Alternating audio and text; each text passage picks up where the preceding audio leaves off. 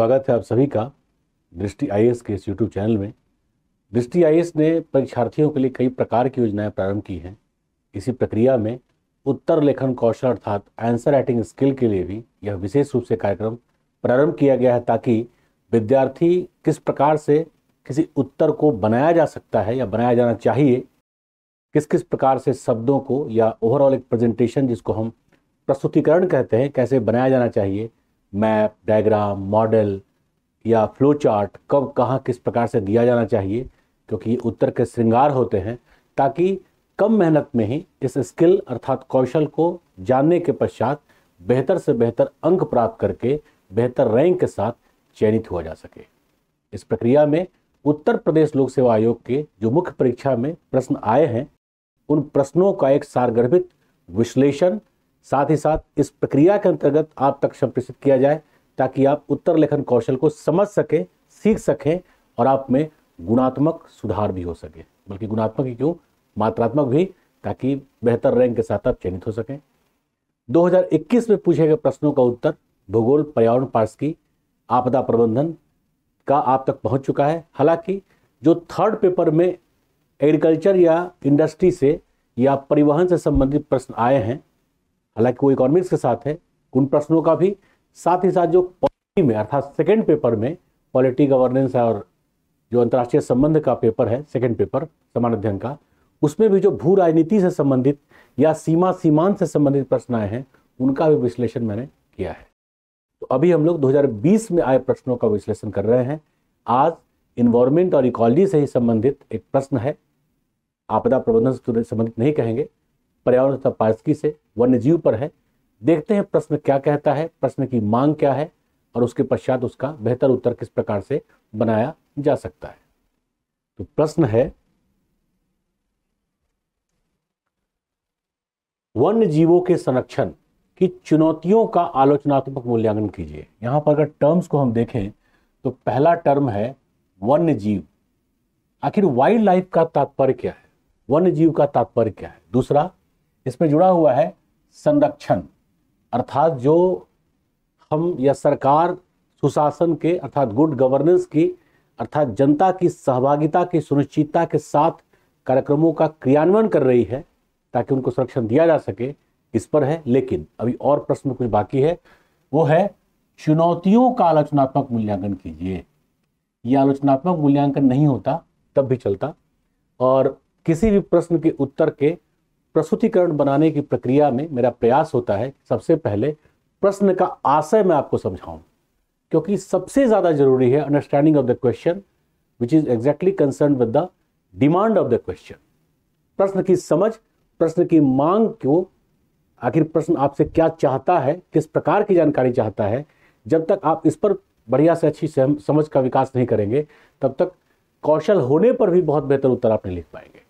तो सबसे पहले आपको प्रश्न को समझना चाहिए। प्रश्न क्या मांग कर रहा है, वन्य जीवों के संरक्षण। अब देखो, जीव है, वाइल्ड लाइफ, जीव का तात्पर्य यहां पर जंतु और वनस्पति दोनों से है, जबकि आमतौर पे जब भी वन्य जीव अर्थात वाइल्ड लाइफ की चर्चा होती है तो हम जंतुओं से जोड़ते हैं, वो भी उन जंतुओं से जो बड़े होते हैं, जैसे बिल्ली प्रजाति के पशु, बाघ, शेर, चीता, तेंदुआ या लकड़बग्घा, वो बिल्ली प्रजाति का नहीं है, हाइने जिसको कहते हैं, या सियार, भेड़िया, या फिर जंगली जानवरों में भालू को भी रख सकते हैं हम लोग। और भी कई प्रकार के जंतु हैं। खुरों वाले शाकाहारी पशुओं में हिरणों की 12 प्रजातियां भारत में पाई जाती हैं। इसके अलावा भैंसों की प्रजाति गौर है ना, इसके अलावा घोड़े या गधों की प्रजाति, जंगली गधा बोलते हैं हम जेब्रा को। तो ऐसे प्रजातियों के विषय में ही हम सीमित कर लेते हैं अपने आप को, जबकि वन्य जीव का तात्पर्य पूरे के पूरे वनस्पति समुदाय और साथ ही साथ जंतु समुदायों से है, जिनमें पशु के साथ पक्षी, कीड़े मकोड़े पूरे के पूरे शामिल होते हैं, क्योंकि वो सभी के सभी जैव विविधता के भाग होते हैं। तो सबसे पहला टर्म है वन्य जीव, उसका संरक्षण, और साथ में चुनौती। तो आखिर ये चुनौती का मतलब फिर यहां पर क्या हुआ, अर्थात भारत सरकार ने, ये भारत के संदर्भ में हम लेंगे, वैश्विक स्तर पर जाने की जरूरत नहीं है ज्यादा, केंद्रीय सरकार, या सबसे पहले हम प्रश्न का से समझें तो वन्य जीव संरक्षण में उत्पन्न चुनौती का तात्पर्य वन्य जीवों के संरक्षण प्रक्रिया में उत्पन्न बाधा से है। अर्थात जो हम कार्यक्रम चला रहे हैं वो सुचारू रूप से क्रियान्वित नहीं हो पा रहा है, उसके क्या क्या कारण हो सकते हैं। जैसे हम किसी को बचाना चाहते हैं या किसी भी प्रकार का, जैसे मान लीजिए आप ही हैं, दृष्टि आईएएस का यह प्रयास है इस आंसर राइटिंग स्किल के द्वारा कि आपको दक्षता के अंतर्गत तैयार किया जाए, लेकिन पूर्णतः आप तैयार नहीं हो पा रहे हैं, तो ये एक चुनौती भी है। अब इसको परखा जाएगा क्या क्या इसके कारण हो सकते हैं।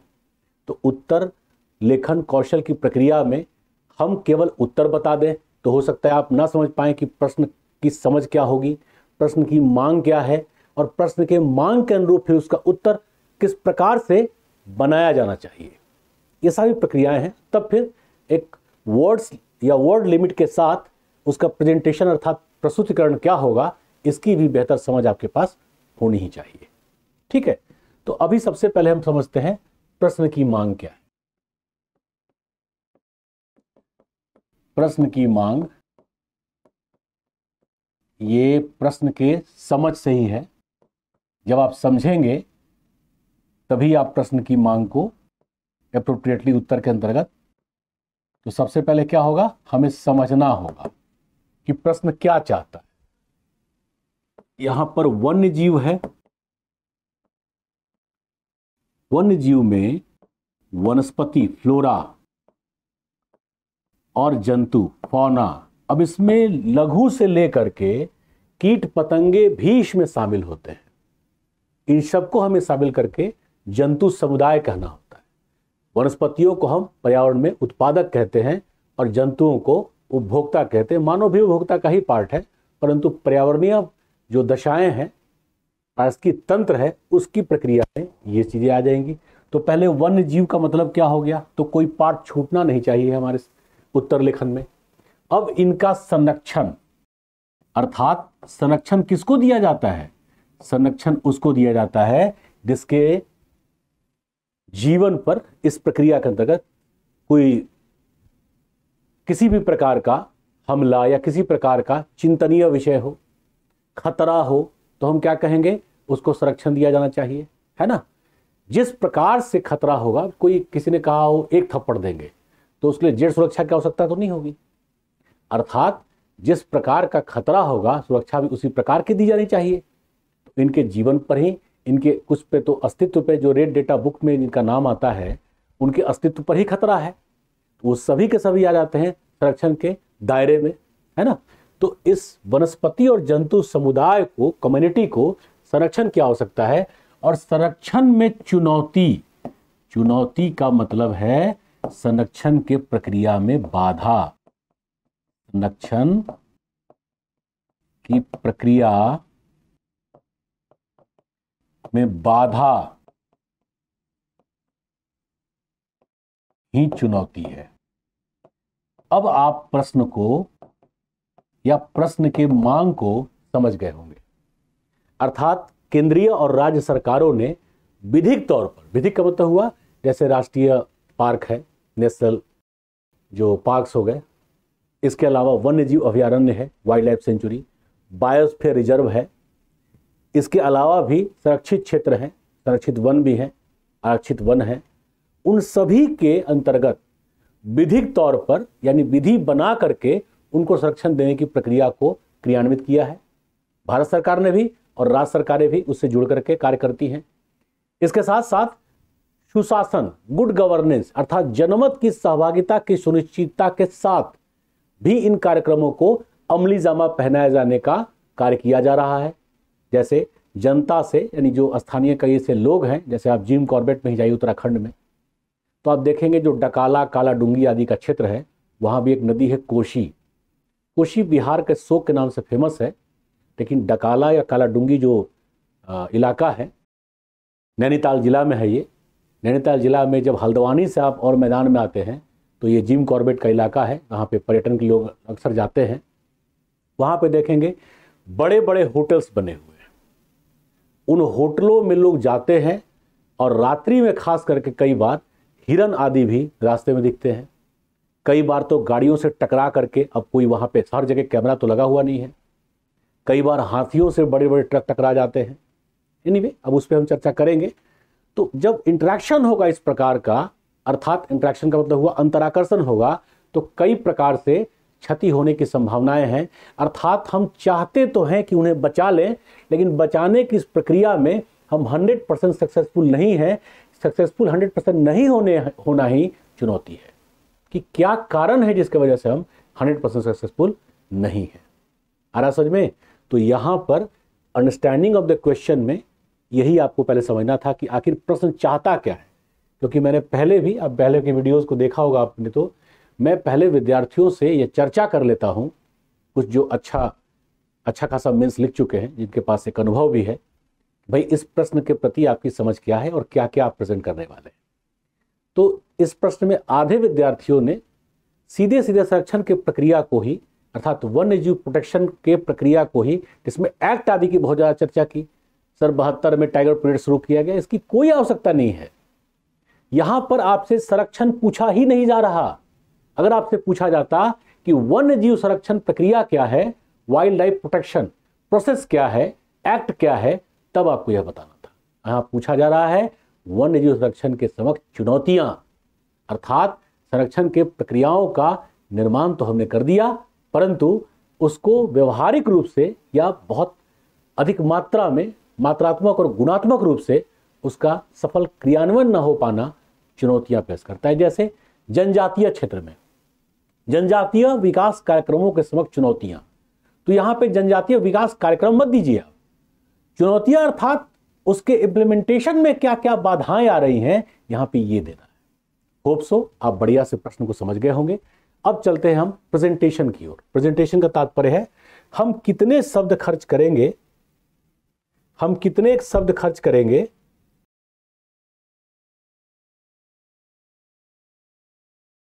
किस पॉइंट पर, है ना। तो अब चलते हैं हम लोग प्रेजेंटेशन पर, जिसको हम हिंदी में कहते हैं प्रस्तुतिकरण।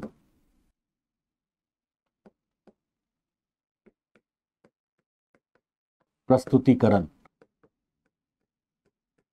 अर्थात प्रारंभ से लेकर उत्तर के किस पार्ट पर हम कितना शब्द खर्च करेंगे, किस पार्ट के बाद कोई मॉडल, डायग्राम आदि पेश करेंगे या प्रस्तुत करेंगे उसके साथ, जिससे हमारे उत्तर में गुणात्मक सुधार हो, संवर्धन हो, ताकि अच्छे अंक मिले। ये सारा का सारा हम प्रेजेंटेशन में जानेंगे।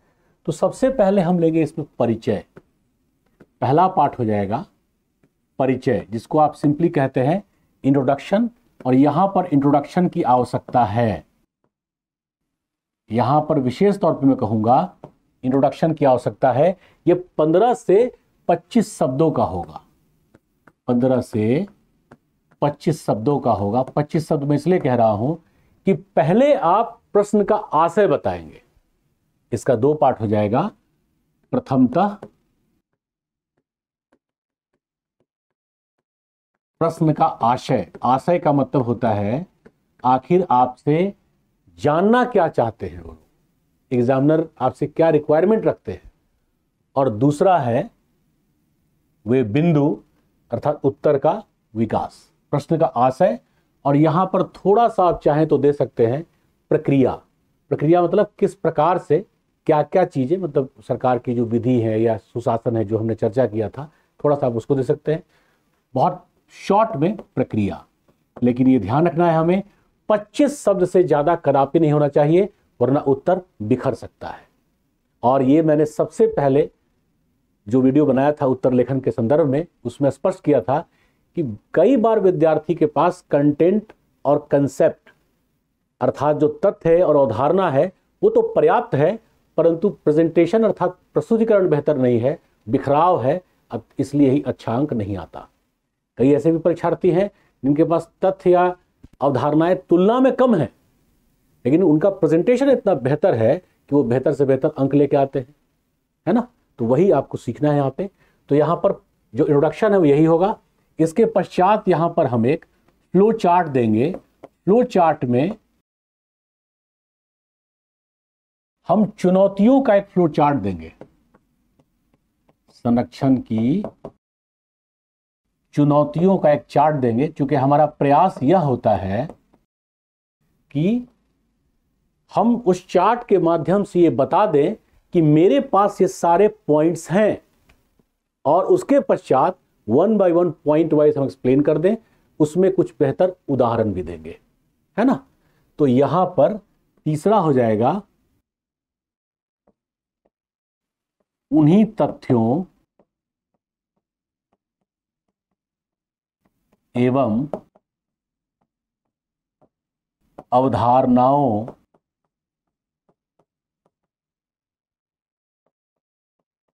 का विश्लेषण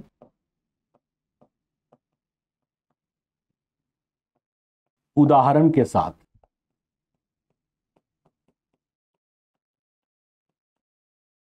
जैसे अगर आप करंट अप्लाइड न्यूज के टच में हैं तो भारत सरकार ने अभी जो हमारे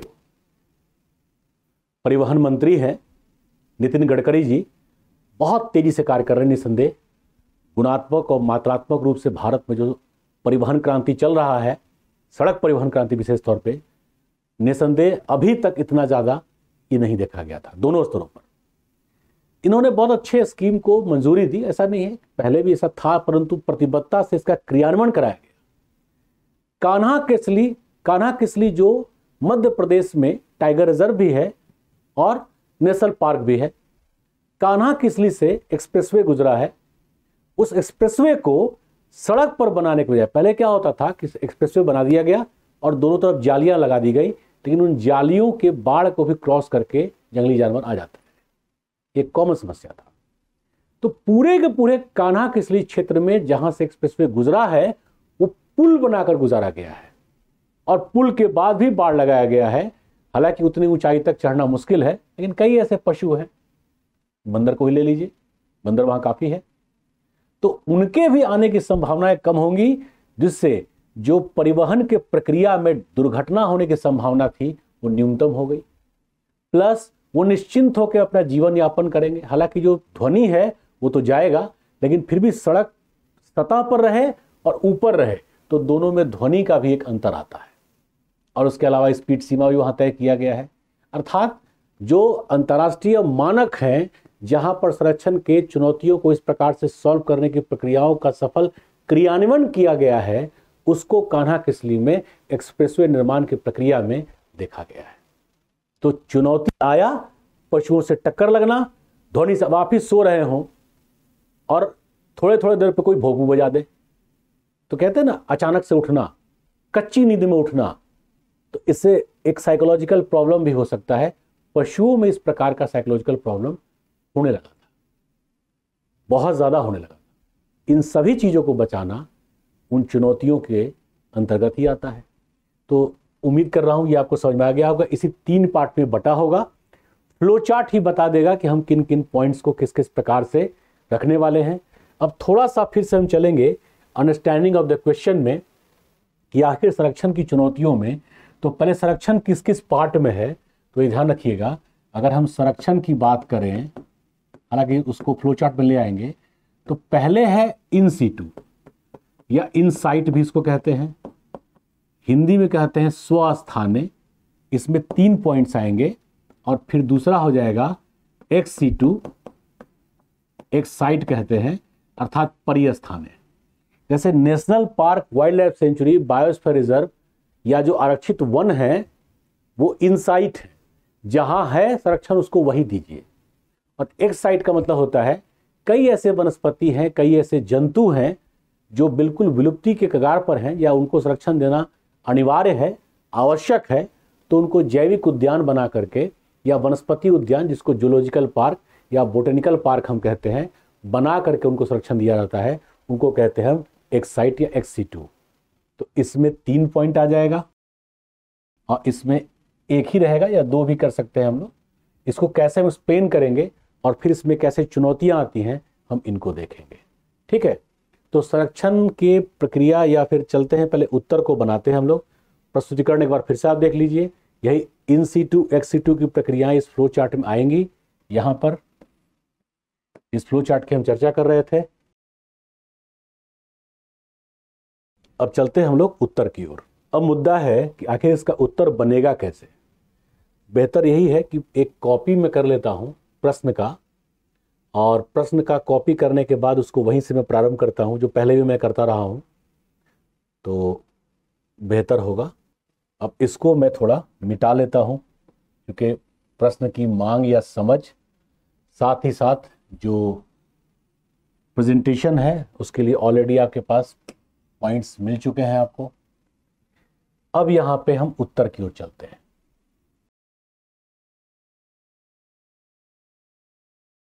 उत्तर में जो पहला पार्ट था वो था परिचय, इंट्रोडक्शन। तो कैसे बनेगा, प्रश्न देखिए, वन्य जीवों के संरक्षण की चुनौतियों का आलोचनात्मक मूल्यांकन कीजिए। आलोचनात्मक ना भी हो तब भी उसी प्रकार से लिखा जाएगा।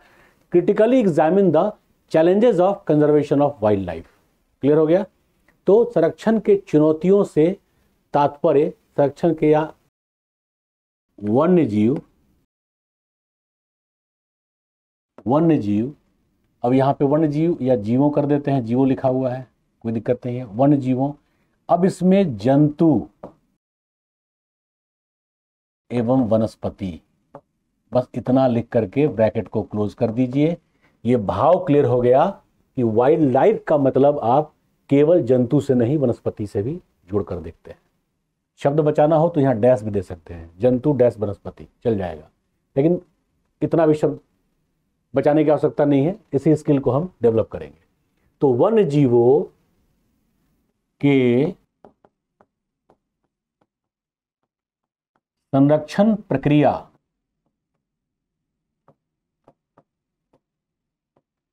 में बाधा ही, अब चाहे तो इसको आप ऐसे ले सकते हैं, संरक्षण प्रक्रिया में आई बाधा, उत्पन्न बाधा, है ना, लेकिन सिमेट्री, चूंकि श्रृंगारिक यहां भाषा की आवश्यकता नहीं है, भाव पूरा दिखना चाहिए। तो संरक्षण प्रक्रिया में बाधा ही चुनौती है। अर्थात सबसे पहले टॉपिक का या क्वेश्चन का एग्जैक्ट जो डिमांड है वो क्या है, यहां पे आपने बेहतर प्रकार से बता दिया, समझा दिया। अब इसको हम आगे कैसे बढ़ाएंगे, तो केंद्र एवं राज्य सरकार के विधिक एवं सुशासन संबंधित प्रयासों के बावजूद संरक्षण में कई चुनौतियां व्याप्त हैं। केंद्र, ये चाहे तो आप नहीं भी दे सकते, एवं राज्य सरकारों, केंद्र एवं राज्य सरकारों। अब यहां पे दोनों देना इसलिए जरूरी है क्योंकि कुछ मुद्दे राज्य सरकारों से ही संबंधित हैं, कि विधिक एवं सरकारों के विधिक। अब यहां विधिक का मतलब हो गया जैसे नेशनल पार्क या टाइगर प्रोजेक्ट, ये सब विधिक है भाई, उसमें सजा तक तय है कि आप क्या करेंगे तो क्या होगा, ये विधि के अंतर्गत आता है, तो विधिक है ना। तो केंद्र एवं राज्य सरकारों के विधिक एवं सुशासन संबंधित, एवं सुशासन या सुशासन आधारित भी कर सकते हैं, सुशासन आधारित वन्य जीव संरक्षण कार्यक्रम, वन्य जीव संरक्षण कार्यक्रम में कई चुनौतियां व्याप्त हैं, में कई चुनौतियां, अब ये त्रुटियां है तो चुनौती है ना, व्याप्त हैं। अब देखो एक तरीका होता है कि आप यहां बताएं कि नीचे के या निम्नलिखित चार्ट से आप हम समझ सकते हैं। यहां मुझे नहीं लगता कि इसकी आवश्यकता है, आप सिंपली चार्ट दे दिए, क्योंकि 125 शब्द का ही है और पॉइंट्स हमारे पास या विश्लेषण की प्रक्रिया हमारे पास ज़्यादा है, तो सिमेट्री पूरा करने की आवश्यकता यहाँ पे नहीं है। आप सिंपली यहाँ पर फ्लो चार्ट के माध्यम से दे सकते हैं। तो वन्य जीव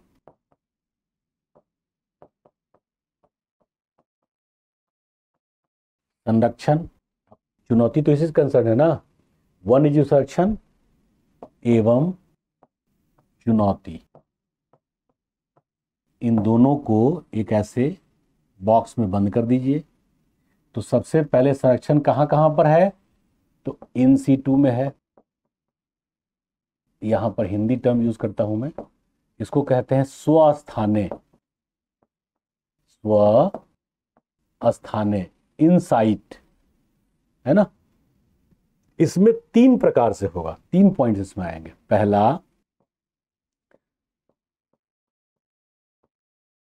प्राकृतिक कारक, ये पहला हो गया प्राकृतिक कारक। जो दूसरा है वो मानवजन्य है परंतु स्वाभाविक है। मैं बताता हूं कैसे। मानवजन्य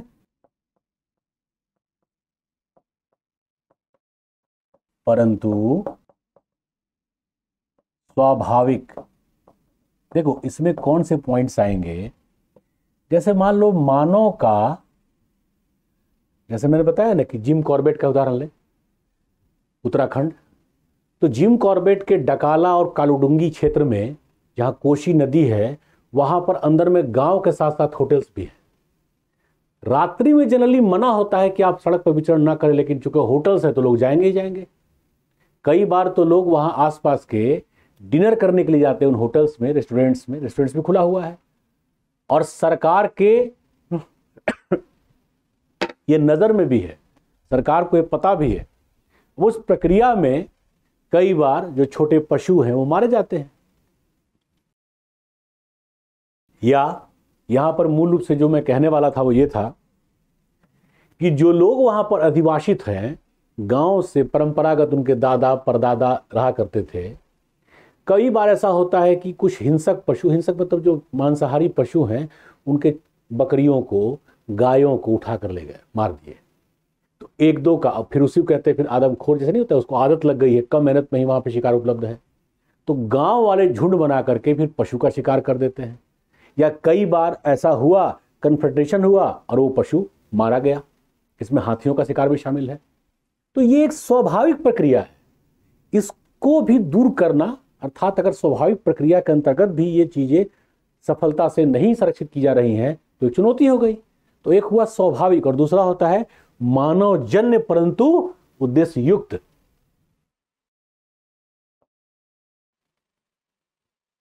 ये यहां नहीं होगा, इसी में आएगा तीसरा, मानवजन्य परंतु उद्देश्य युक्त। इसमें आता है शिकार आदि, अर्थात जो स्थानीय लोग हैं, अगर वैसे कन्फ्रंटेशन होता है तो वो स्वाभाविक है।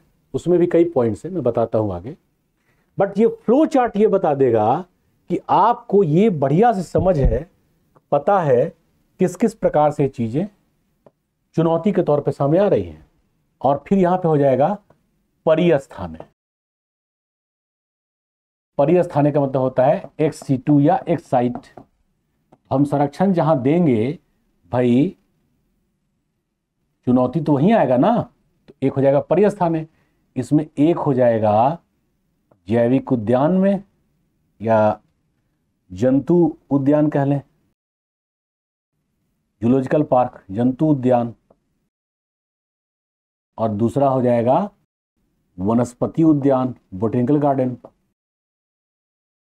अब यहां पर क्या क्या समस्या है, मैं भारत के अन्य क्षेत्रों से एग्जाम्पल दे करके आपको बताऊंगा।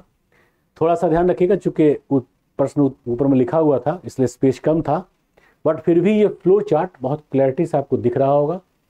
अब इसी फ्लो चार्ट को आगे हम एक्सप्लेन करने वाले हैं और इसमें जो कुछ पॉइंट्स आएंगे वो लिखने वाले हैं। और ध्यान रखिएगा, अब ये फ्लो चार्ट बता देता है, थोड़ा सा इसको अगर स्पेस रहता है, इसको जैसे यहां पर लेकर हम आ जाएं तो और भी ज्यादा बेहतर हो जाएगा। जैसे इसको मैं बताता हूं कैसे, उतना आप समझ रहे होंगे। हम आगे बढ़ते हैं कि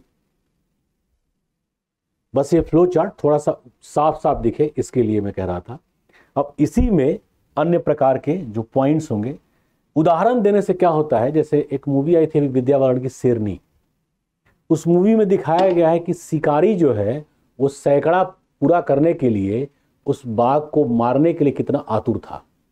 और सबसे बड़ी बात, एक अवार्ड विनर ऑफिसर है, बीएफओ जो इंडियन फॉरेस्ट सर्विस में लोग जाते हैं यूपीएससी के द्वारा ही, वो भी जो अवार्ड विन कर चुका है, एक बाधा के तौर पे आता है, वही तो चुनौती है। हालांकि जिस परिस्थिति में विद्या बालन जी कार्य करके उसमें दिखाती हैं, ये बहुत रेयरेस्ट टू रेयर हो पाता है, लेकिन ऐसे लोग हैं जो ऐसे रेयरेस्ट टू रेयर को भी सफलता से कार्य के अमली जामा पहना देते हैं, मतलब उस कार्य को पूरा करते हैं। बट ये रेयरेस्ट टू रेयर मतलब एक्सेप्शन होगा और अपवाद कभी उदाहरण नहीं होते। बट फिर भी मूवीज आई ओपनर का कार्य करती हैं कि भाई कई बार हम सोचते हैं कि वो लोग जानबूझ के शिकार करते हैं, परंतु जब कन्फ्रंटेशन होगा उसमें जो स्थानीय नेता होता है वो भी इस बात को बताता है अब बर्दाश्त नहीं करेंगे। तो भाई हो हल्ला, जनमत का सहभागिता या जनमत के समर्थन को प्राप्त करने के लिए भी कई बार लोग इस प्रकार के कार्य करते हैं। उनको यदि शामिल करके किया जाए, जिसको कि विद्या बालन ने एक अधिकारी वर्ग को जहां नहीं मानते वो खुद से एफर्ट लेती हैं, हालांकि थोड़ा कठिन होता है ये, और साथ ही साथ उनका यह भी प्रयास है कि स्थानीय जन के सहभागिता को सुनिश्चित करके उस कार्य को पूरा किया जाए। यही चुनौती से या चुनौती को दूर करने का प्रयास है। लेकिन पूछा गया है चुनौती, है ना। तो अब इसी चार्ट को हम एक्सप्लेन करेंगे। तो चलते हैं हम लोग अगले पेज पर, और अगले पेज पे जो पहला है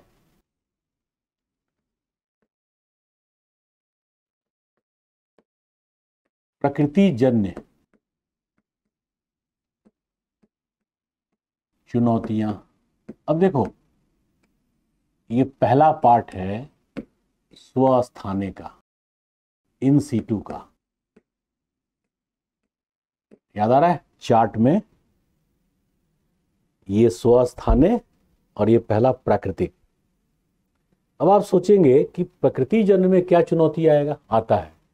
जैसे अगर लेटेस्ट सूचनाओं को, ये प्रश्न तो 2020 में उत्तर प्रदेश लोकसभा में पूछा गया है, 2018-19 में जो वहां पर नेशनल पार्क है, टाइगर प्रोजेक्ट भी चल रहा है वहां पर, जो तराई क्षेत्र में है, उस क्षेत्र में 2 बाघों का शिकार किया गया था। इसमें एक शावक था, शावक मतलब बच्चा, और एक बड़ा बाघ। उस नेशनल पार्क का नाम है दुधवा नेशनल पार्क। हालांकि वहीं पर आसपास दुधवा नेशनल पार्क में टाइगर रिजर्व भी मतलब टाइगर प्रोटेक्शन एक्ट के तहत जो है बाघ संरक्षण कार्यक्रम भी चलता है, और वहीं पर 3 और बाघ संरक्षण कार्यक्रम चलते हैं। साथ ही साथ जिम कॉर्बेट के दक्षिण में कालागढ़ टाइगर रिजर्व है, वो उत्तर प्रदेश में उसका भाग ज्यादातर है। उत्तर प्रदेश का तराई जिला है रामनगर का, बहराइच नहीं, जो मतलब सहारनपुर से आप ले सकते हो, सहारनपुर, रामनगर, और उसके अलावा जो मुरादाबाद आदि का क्षेत्र है, मुरादाबाद उत्तर का क्षेत्र होगा, उसमें नजियाबाद आएगा, कालागढ़ टाइगर रिजर्व। तो इन क्षेत्रों में कन्फ्रंटेशन अक्सर होता है, क्योंकि तराई क्षेत्रों में काफी लोग बसे हुए हैं, खेती भी होता है, सुरक्षित वन भी है, परंतु ऐसी समस्याएं ज्यादा आती हैं। परंतु किस प्रकार की समस्या है उस पर ज्यादा देखिए। तो प्रकृति जन्य चुनौतियों में जो पहला पॉइंट इसमें आएगा, जैसे बाघ को दिखाया गया था, ये बाद में हालांकि पता चला कि दलदल में बाघ हल्का फंसा, बेसिकली फंसा उसका शावक था, और वहीं पर उसका शिकार किया गया। दलदल कई बार बना भी दिया जाता है, लेकिन तराई का क्षेत्र जो दुधवा नेशनल पार्क का उत्तरी भाग है वो दलदली ही है।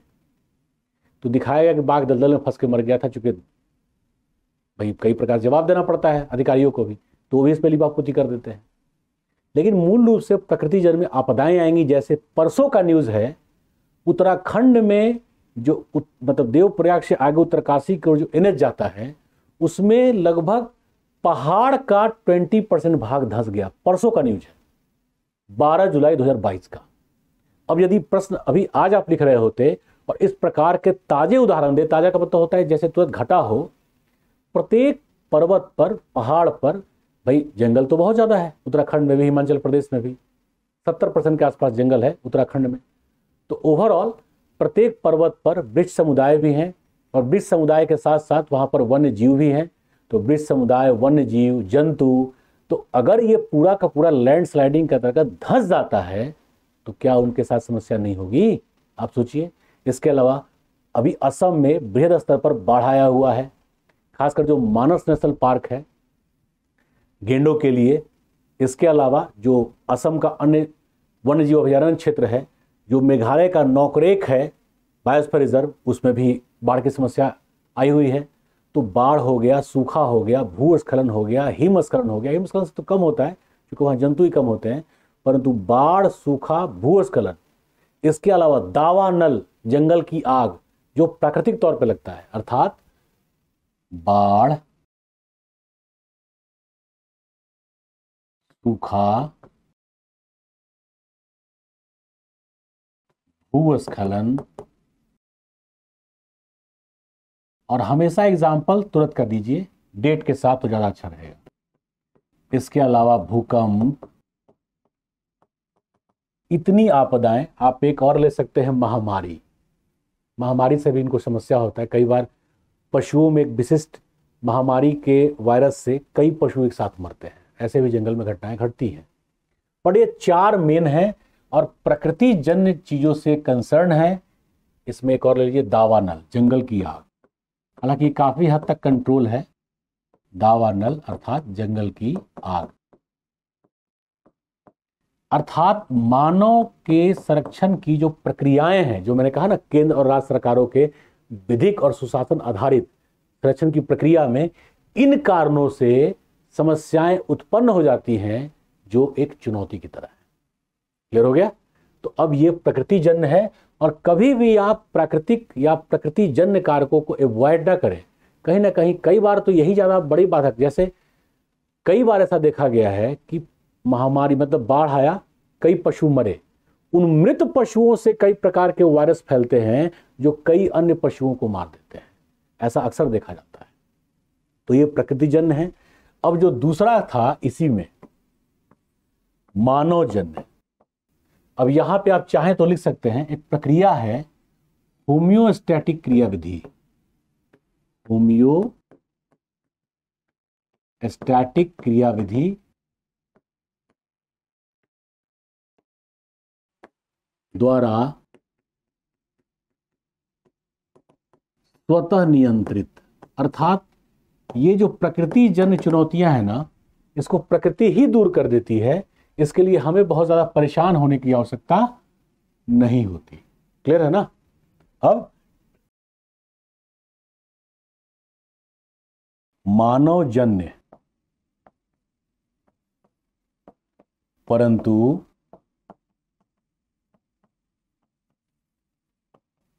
स्वाभाविक चुनौतियां। यहां पर मानवजन्य तो है, परंतु ध्यान रखिएगा, स्वाभाविक चुनौतियां। तो वे कौन कौन सी चुनौतियां हैं जो बड़ी ही स्वाभाविक हैं?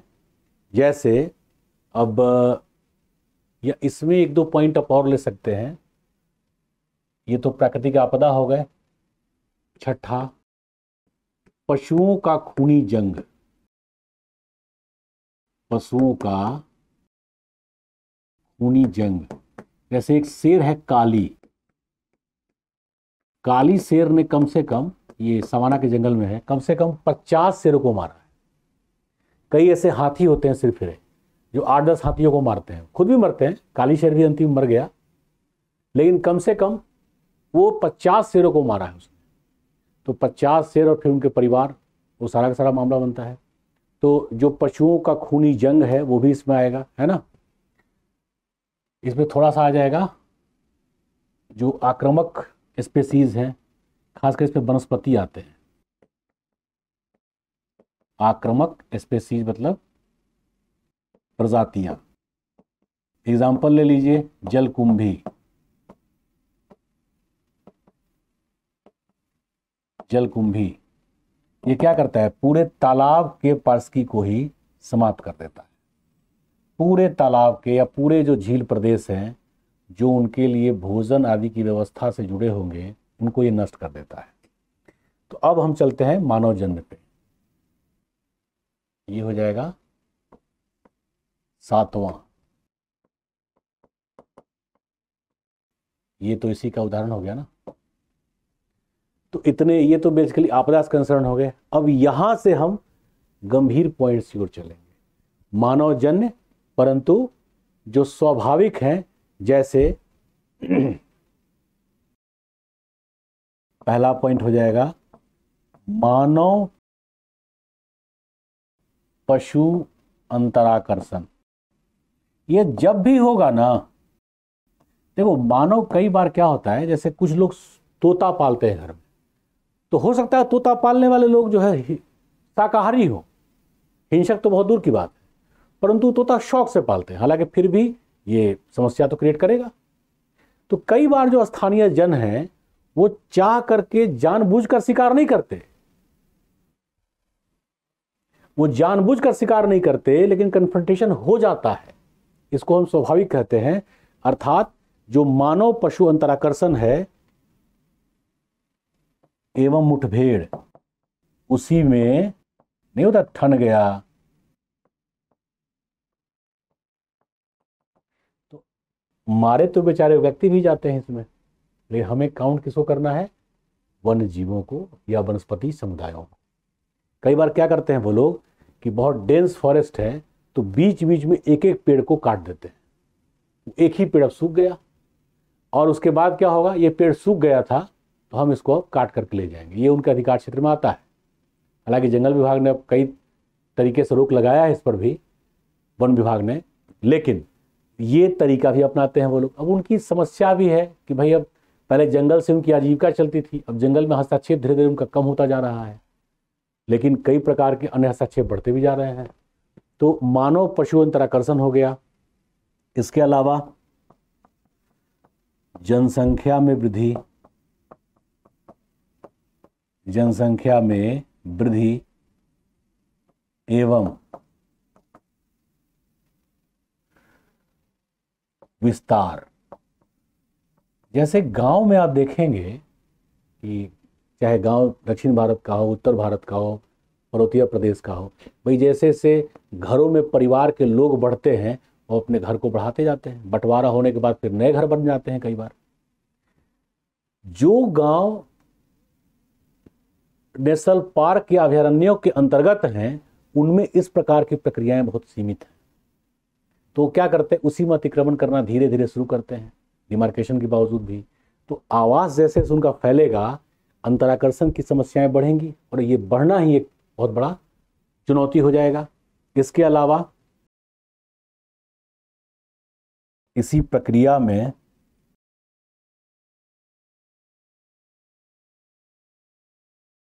वन्य जीव आवास की हानि। देखो ये आवास जो है ना, ये रहने का केवल नहीं होता है, हैबिटेशन से कंसर्न है, आवास की हानि। तो मानव की वजह से जो मानव की जनसंख्या में विस्तार हो रहा है, ठीक है। इसके अलावा रात के समय भारी वाहनों का, मैं नेक्स्ट पेज लेता हूं,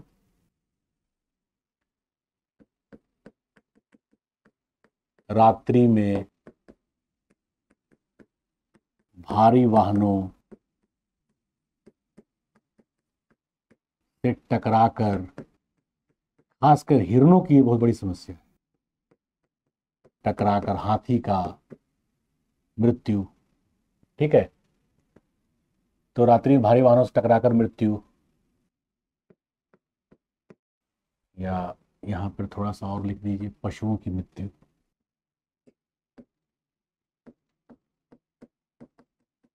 पशुओं की मृत्यु, तीव्र ध्वनि से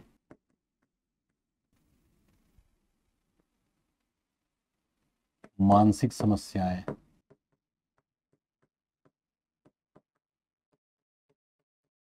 जैसे देखिएगा आप कि दिल्ली महानगर प्रदेश में ही अब माननीय मुख्यमंत्री केजरीवाल जी तो दावा बहुत सारा करते हैं, यमुना सफाई प्रत्येक वर्ष को करा देते हैं और प्रत्येक वर्ष के अंतिम में कहते हैं अगले वर्ष तो पक्का बेहतर प्रकार से करेंगे।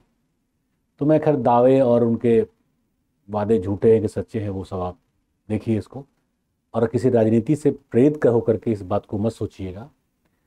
ये कि जो टावर्स दिल्ली में लगाए गए मोबाइल्स के, गौरैया चिड़िया जो है दिल्ली से लगभग विलुप्त हो चुकी है, और समझिए कि जो दिखता भी नहीं है बट रेडिएशन कितना खतरनाक है, समझ में। अब जगह जगह शोध कार्यों के लिए भी कैमरे लगाए गए हैं, ऐसे टावर्स लगा दिए गए हैं, तो क्या ये पशु पक्षियों के नींद में, पशु पक्षियों की प्रक्रिया में कई जगह लाइट लगे हैं। अब पक्षी रात में सोते हो, हमारी तरह यूपीएससी खासकर तैयारी करने वाले परीक्षार्थियों की तरह थोड़ी होते हैं कि रात भर स्टडी किए सुबह में सो जाएंगे। वो दिन में खाना एकत्रित करते हैं, शाकाहारी हो मांसाहारी हो, रात्रि में सोते हैं। कुछ निशाचर भी हैं जैसे उल्लू, चमगादड़, लेकिन ज़्यादातर निशाचर नहीं है। ओनली 2.5 से 5% के बीच में निशाचर है। निशाचर मतलब रात्रि में कार्य करने वाले, लेकिन बाकी तो दिन में है ना। अब लाइट हमने जला दिया, पक्षी कंफ्यूज है कि दिन अभी है कि दिन पहले था। उसके ब्रीडिंग प्रोसेस पे इसका असर आया है। कई छोटी चिड़ियां हैं जो 7 से 9 डेज में ही बच्चे मतलब अंडे दे देती है, फिर बच्चे निकल जाते हैं और 1 महीना में वो फिर से उड़ने भी लगेंगे। उन चिड़ियों में कंफ्यूजन है, क्योंकि एक होता है ना कि प्रोसेस है प्रकृति में, वो प्रोसेस डिस्टर्ब हो गया है। और ये डिस्टर्ब क्यों हुआ है? मानव कारण से। लेकिन ये उद्देश्य के साथ हमें डिस्टर्ब नहीं किया है, ये एक स्वाभाविक प्रक्रिया में डिस्टर्ब हो गया। बट चुनौती तो है। तो यहां पर तीव्र ध्वनि से मानसिक समस्याएं, वाहनों के प्रकाश,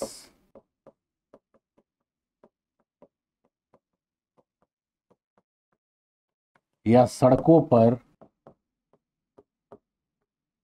जो लाइट लगाते हैं, प्रकाश स्तंभ, खासकर एक्सप्रेसवे में से जो समस्याएं हैं उनकी बात मैं कर रहा हूं। इसके अलावा जो स्थानीय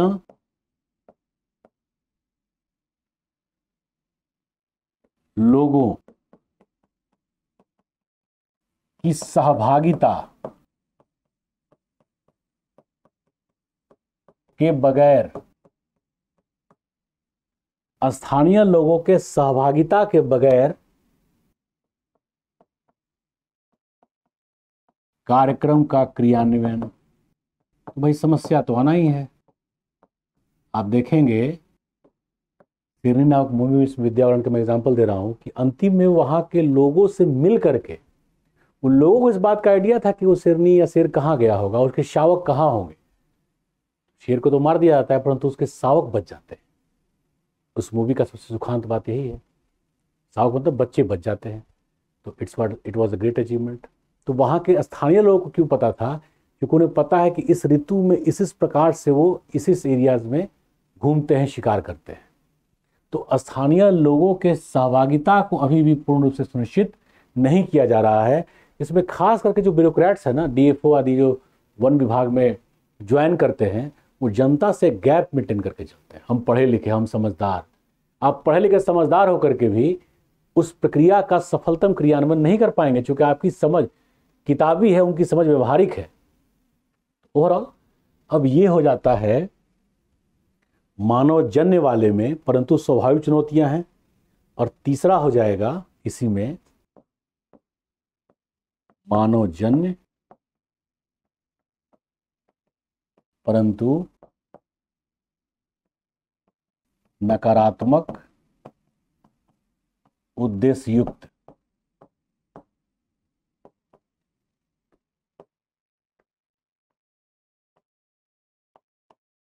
जैसे अभी भी अवैध शिकार का होना,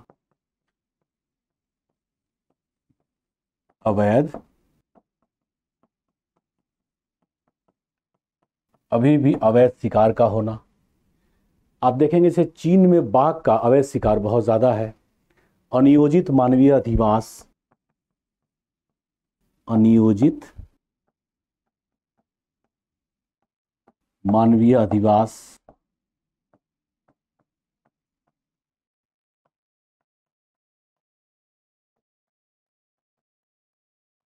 पर्यटन,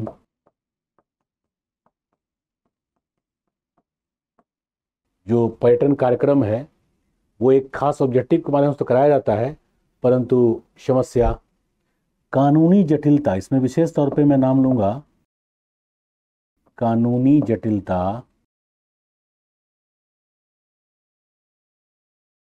से अपराधियों का छूट जाना। इसलिए तो उनका मन बढ़ा हुआ है।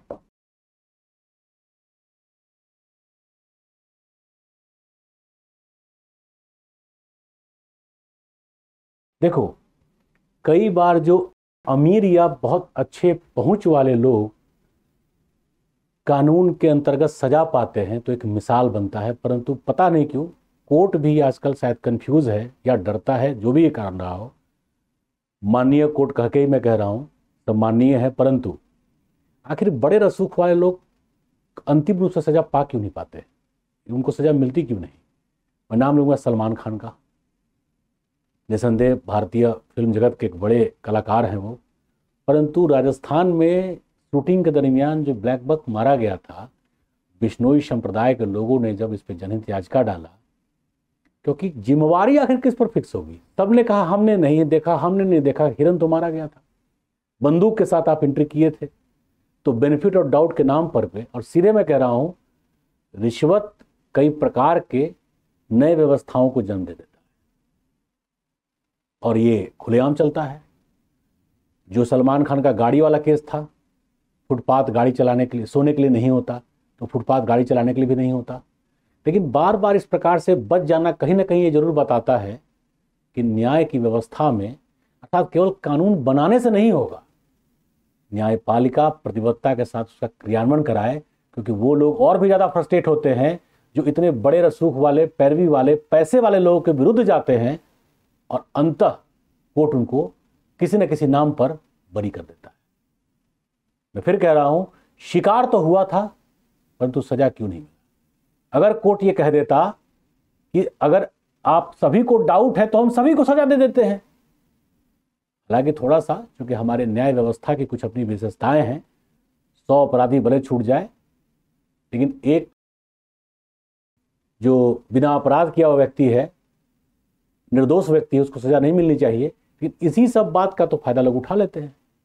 न्यायपालिका को बढ़िया से पता होता है, कई बार न्यूज़ में भी दिखाया गया है कि मुझे पता है कि आप दोषी हैं, परंतु तथ्य आपके विरुद्ध पूरी तरह से नहीं मिल पाए, अतः मुझे बरी करना पड़ेगा। एनीवे, तो जो कानूनी जटिलता है, ट्रायल का डिले, 60 साल में किसी ने क्राइम किया, अगले 40 साल तक ट्रायल चलेगा, कहाँ से वो बचेगा? आप सोचिए, मैं नहीं कह रहा हूं जल्दीबाजी में सजा दे दीजिए, लेकिन जो कोर्ट का प्रोसीजर है उसे हमें इस प्रकार से बनाना होगा कि कानून की पहुंच गरीब से अमीर तक या विशेषकर उन अपराधियों तक पहुंच सुनिश्चित हो सके, तभी ये चुनौतियां समाप्त होंगी। वरना कानून बना देने से महज कभी कुछ लाभ नहीं मिलेगा। कानून की पहुंच वहां तक होनी चाहिए। अब इतने काफी पॉइंट्स हैं, इन्हीं में से कुछ का एग्जाम्पल ले लेंगे। जटिलता से अपराधियों का छूट जाना, अब यहाँ पे सलमान खान केस देने की आवश्यकता नहीं है, मैं समझा रहा हूँ आपको, आप देते हैं तब भी कोई हर्ज नहीं होगा। हालांकि सलमान खान केस देने का अभिप्राय यहाँ यह हो जाएगा, आप ये कहना चाह रहे हैं कि सलमान खान दोषी थे। आप अगर लिखेंगे तो इस प्रकार से लिखेंगे कि उस समय काले चीतल का शिकार हुआ था, परंतु सभी के सभी दोषी या सभी के सभी बरी हो गए, तो दोषी कौन था? तो यहां पर फिर यह स्पष्ट हो जाएगा कि कानून की पेचीदगियां ही कानून के समक्ष एक चुनौती का कार्य करती हैं। अब पॉइंट्स यहां पे काफी हो चुका है और आपको एक बार चार्ट दिखाते हैं, जो जिस चार्ट से मैंने एक्सप्लेन किया था आपको। जैसे ये देखिए, तो यहां पर प्राकृतिक कारण स्पष्ट हो गया और साथ ही साथ जो मानवजन्य कारण को मैंने स्वाभाविक तौर पर लिया था और मानवजन्य कारण को मैंने उद्देश्य युक्त तरीके से लिया था, वो दोनों ही यहाँ पे आ गया। जैसे एग्जाम्पल के तौर पे आप ले सकते हैं, चीन में बाघों का लगभग सफाया कर दिया गया, क्योंकि बाघों के हड्डी से कैंसर की दवा बनाई जाती है। और चीन जिस प्रकार का निर्मोही राष्ट्र है, केवल उसको अपने फायदे से मतलब है।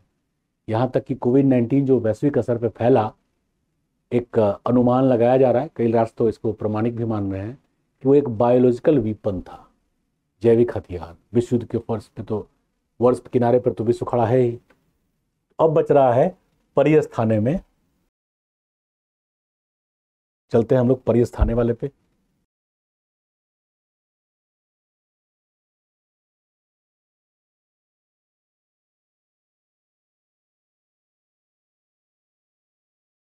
परियस थाने, परियस थाने का मतलब होता है, जैसे कुछ ऐसे जंतु हैं, चीता, वो इंडेंजर्ड है, ऑलमोस्ट विलुप्त हो चुका है। रेड अलर्ट लिस्ट में तो बहुत पहले ही उसका नाम आ चुका था। अफ्रीका के जंगलों में अभी प्राकृतिक रूप से कुछ हैं, उनको बचाए जाने की आवश्यकता है, क्योंकि वहां के शेर भी उसको मार रहे हैं। तो उनके लिए फिर जैविक उद्यान हो जाता है ताकि उनकी संख्या बढ़ सके। और आपको जानकर थोड़ा सा आश्चर्य होगा, कुछ शेर शेरों की आमतौर पे आयु होती है 16 से 18 साल, आमतौर पे 18 साल। लेकिन कुछ शेर जंतु जो पार्क हैं जो बनाए जाते हैं, जिसको हम जूलॉजिकल पार्क कहते हैं, तो वहां पर वो 18 से 20 साल तक जी जा रहे हैं और कुछ 12 साल में ही मर जा रहे हैं। तो अगर वो होश संभालने तक उस चिड़ियाघर में या फिर जंतु जैविक उद्यान में नहीं आया है तो प्रॉब्लम होगी। क्यों? क्योंकि उसने आज़ादी को देखा है। वो रोज इस कुंठा में रहेगा, भले उसको शिकार करने में मेहनत करना पड़ता हो, पर वो रोज कुंठा में रहेगा और इस प्रक्रिया में वो जल्दी मर जाते हैं। बट वे शावक जो बचपन से बहुत छोटे थे, उनको होश नहीं है, उसी समय लेके आ गया, उनकी आयु सामान्य शेरों की आयु से ज़्यादा होती है। साथ में जो खूनी भिड़ंत आदि है उनसे भी समस्या से निजात मिलता है। या इस प्रक्रिया में जो मध्य राजस्थान गुजरात के गिर वन से जो एशियाई शेरों को मध्य प्रदेश ट्रांसफर किया गया, ये भी एक बहुत बड़ा मिसाल है। हालांकि ये स्वस्थान न होकर परिस थाने में ही आएगा, परंतु उसको संरक्षण दे करके उनकी संख्या को बढ़ाए जाने की प्रक्रिया को प्रोत्साहित किया गया। यानी चुनौती को समाप्त करने का, चुनौती को कम करने का यह भी एक प्रयास हो सकता है। तो परिस्थाने वाले में जिसको हम कहते हैं एक्सी2 या एक्साइट, एक्सी2 या एक्साइट, एक्साइट मतलब हम इसको किसी और जगह पर संरक्षण देंगे। अब इसमें क्या क्या आता है? पहला आता है जंतु उद्यान, जिसको हम कहते हैं जूलॉजिकल पार्क। अब देखो, जंतुओं के लिए दाना पानी खाना आता है, इसमें खूब चोरकटई है। ये लोकल टर्म है, उत्तर प्रदेश, पूर्वी उत्तर प्रदेश में बोला जाता है। चुरकटई का मतलब होता है उसमें से चुरा लेना। जैसे मांस, तो अब जो मांस जितना आना चाहिए, आधे पैसे का गबन हो जाता है। मांस हो गया, दाना पानी हो गया, इन सब में कटौती की जाती है, कटौती की जाती है। अर्थात अगर एक शेर को जिसका वजन 200 केजी है, उसको प्रतिदिन कम से कम 4 से 6 केजी मांस चाहिए, और मिल पाता है उसको 1.5 से 2 केजी। अच्छी बात है, उसको स्लिम किया जा रहा है, स्लिम होना तो अच्छी बात है। लेकिन वो भूख से फिर वही क्या होता है, कुंठा, कि वो बाहर देख भी रहा है चीज़ों को, मानव को भी देखता है, बट शिकार नहीं कर सकता। तो mentally they became suppress and depressed. Finally life के लिए वो डेंजरस हो जाता है। लेकिन फिलहाल चुनौती किस रूप में है? तो यहाँ पर सिंपली दाना पानी मांस इन सब में कटौती, अर्थात इसको हम कह सकते हैं प्रशासनिक प्रतिबद्धता में कमी, प्रशासनिक प्रतिबद्धता में कमी, अर्थात क्रियान्वयन के प्रक्रिया को ही हम सुचारू रूप से क्रियान्वित नहीं कर पा रहे। भाई ये गबन जो होता है कटौती की प्रक्रिया में, कटौती के तरीके से, वो गबन तो ब्यूरोक्रेट्स ही करेंगे ना। एक व्यक्ति भी यदि ईमानदार हो जाए, हालांकि जनरली उसको फिर बाहर कर देते हैं सिस्टम से लोग, तो समस्या तो आएगा ही आएगा। इसके अलावा आप जान लीजिए पार्टी आदि, आजकल एक नया फैशन डेवलप हुआ है, नेता और ब्यूरोक्रेट ही ये काम कर रहे हैं। जिन एरियाज में जाना मना है वहाँ और भी ज़्यादा एकांत जगह हो गया, वहीं पर मीटिंग होती है, बड़े बड़े स्तर पर पार्टियां होती हैं। रिकॉर्डिंग बस इस प्रकार से नहीं किया जाता ताकि ये भेद खुल जाए, भेद लेकिन खुलता ही खुलता है। तो कहीं ना कहीं अब चाहे नेताओं से ब्यूरोक्रेट को डर हो, ब्यूरोक्रेट्स और नेता मिल करके, लेकिन प्रक्रियाएं चुनौतियों के तौर पे आ रही हैं, जिससे संरक्षण की प्रक्रिया में बाधाएं उत्पन्न हो रही है। आ रहा समझ में? तो ओवरऑल जंतु उद्यान के अंतर्गत पार्टी जैसे कार्यक्रमों का आयोजन,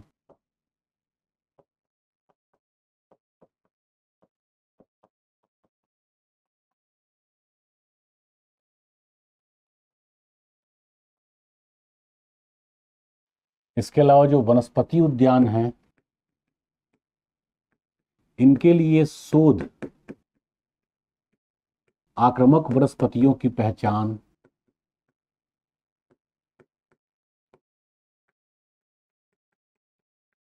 की पहचान,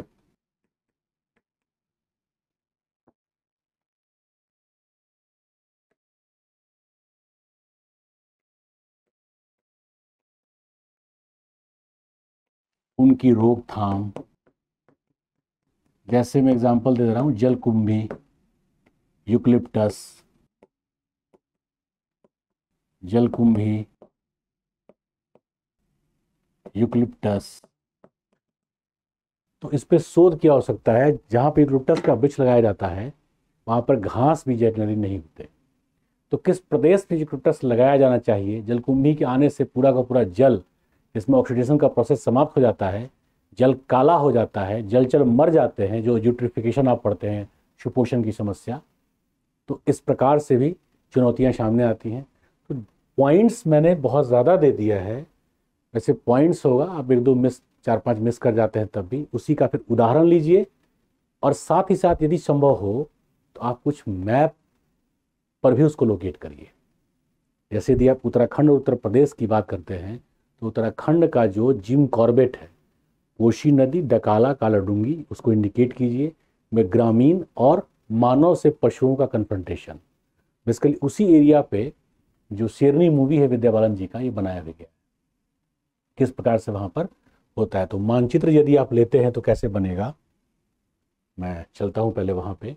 जैसे ये है तो उत्तर प्रदेश के अंतर्गत, और ऐसे मानचित्रों से आपको मार्क्स हमेशा बेहतर मिलेगा।